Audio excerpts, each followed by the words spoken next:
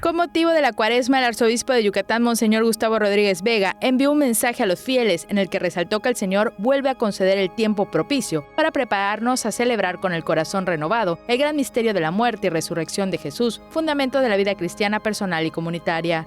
La nueva oportunidad debería suscitar un sentido de reconocimiento y sacudir nuestra flojera, a pesar de la presencia, a veces dramática, del mal en nuestras vidas. Al igual que en la vida de la Iglesia y del mundo, este espacio, que se ofrece para un cambio de rumbo, manifiesta la voluntad tenaz de Dios de no interrumpir el diálogo de salvación con nosotros.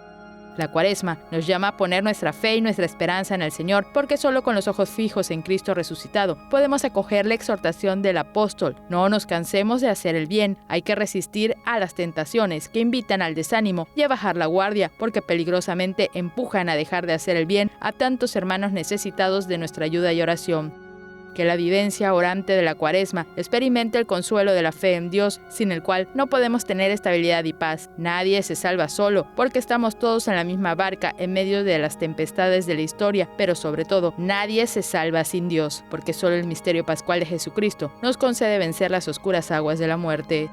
La oración es importante en el tiempo de Cuaresma. El cristiano debe rezar con la conciencia de ser amado sin merecerlo. Ahora bien, la oración puede asumir formas distintas, pero lo que verdaderamente cuenta a los ojos de Dios es que penetre dentro de nosotros hasta llegar a tocar la dureza de nuestro corazón para convertirlo cada vez más al Señor y a su voluntad. Tele Yucatán te informa. Tele Yucatán te informa.